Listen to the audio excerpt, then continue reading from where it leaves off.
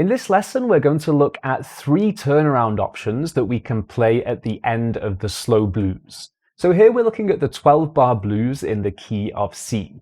The first turnaround we're going to explore is what I call a blues scale turnaround. So here's how it sounds.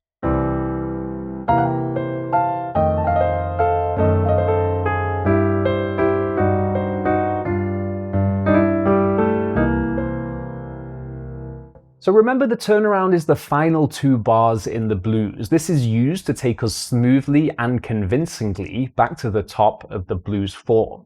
So when we play the blues, we typically play many choruses in a single performance, and so it's very important to be able to navigate the turnaround section confidently and have many options at your disposal. So let's start on the final line of the blues where we have the G7 chord. This is our 5 chord. We have a whole bar of G7, then we go to F7, the 4 chord, and that takes us down to our 1 chord. So this is bar 11, and this is where the turnaround starts. So here I'm playing a C triad in both hands, and then I come up and play a C7 chord. So let's do the left hand first. We play a C triad here in its first inversion, and then my left hand plays a C7 chord, then an F7 chord, then an F sharp diminished chords, and then a G octave. So if you have smaller hands, you could play instead the C7 like this. You can either play the F7 just as root and 7, or if you can reach that 10th, is great. When we move to the F sharp diminished 7, you can just play the root and 7 of the chord, or if you can reach that, this does sound nice. And then the G chord, we just play an octave. So now let's add the right hand. C triad,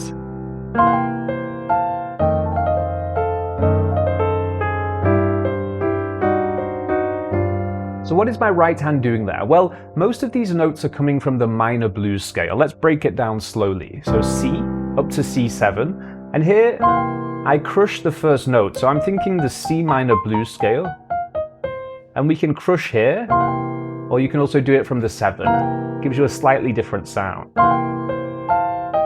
This is the first movement. So from the top, and notice the chord changes when our right hand plays E flat and G, and this aligns with the F7 chord in our left hand. And then we roll the notes down, and then when we move to the F sharp diminished 7, again we roll the notes down, and then we end up on this chord, which is a C over G. Here my right hand's just playing a C triad, but in this inversion, so the first inversion, and then the left hand plays octaves, and now we just roll down. So these notes drop chromatically, and then we add a final 5 chord, so I'm going to move to G7, kind of hinting at that sharp 5 as well, so G7, sharp 5, and then back to the top of the form. Let me play that without talking.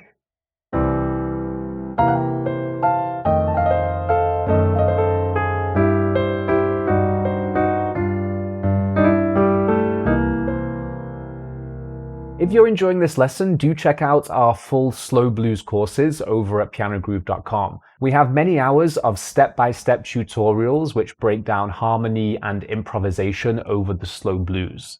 Check out the link in the video description below. For our second turnaround, we're going to introduce some more sophisticated harmony. So we're going to play the 1 chord, some kind of 6 chord, so here an A7 with a flat 9. Moving to a dominant 2 chord, I'm going to play a D7 or a D9, and then to a some kind of G sus, here a G13 sus. So that's just with the basic voicings. Of course, we're going to voice these a little differently, but that's the progression. So 1, 6, 2, 5, and that will take us back to the 1 at the start of the form. So again, let's play through from the last line of the blues, starting on the G7. Here's a nice passing chord into the F7, so a G flat, There's no third in the chord, but I'm playing a G flat 7, or hinting at it at least, in my left hand with this shell, and then playing an A flat triad in my right hand. So that gives us 9, sharp 11, and 13, which takes us very nicely to the F7, here voiced with the 9. It's quite a nice fill.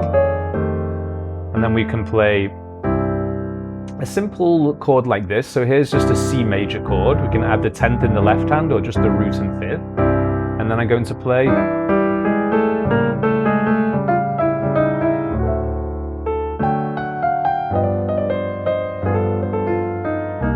so let's break that one down. Our turnaround starts on the C chord. Again, you can play this in any inversion. So I've chosen this one because my hand position is going to be outlining these notes. So I play C, and I'm targeting the flat 9 of the A7 chord. Then we have this chromatic motion, and that takes us very nicely to the D7 or a D9. Let's add a little blues scale embellishment. And so we're starting off on a G7 chord with this blues scale embellishment, and then we go to a G9 sus, and then finally resolve to the 1 chord. The final turnaround is a reharmonized turnaround. Here we're going to use some chord substitutions. Let me play this for you first, and then we'll break it down.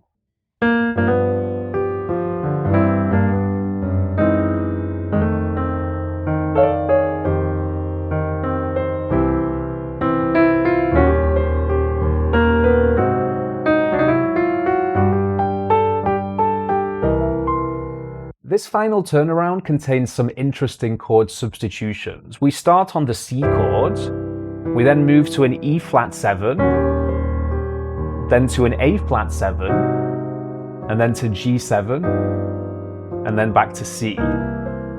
So let's analyze these chords. Let's start from the end and analyze backwards. Our G7 is the 5 chord, and the 5 of G7 would be a D7. So here's a basic D7 chord. So that's what we played in our last example, the D7 like this. But the interesting thing with the D7 chord is if we change the root for A flat, we now have the tritone substitute, so A flat 7. And both D7 and A flat 7 can be used to approach G7.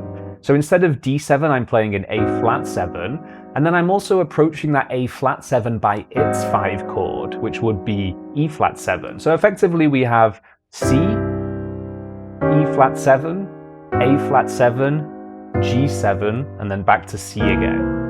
And the voicings I played, I started with a C in this inversion.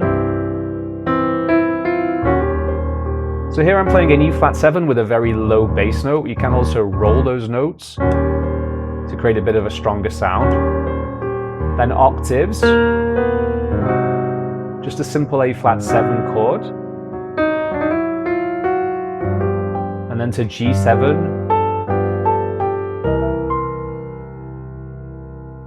So let's play the final turnaround, starting from the G7 on the final line of the blues.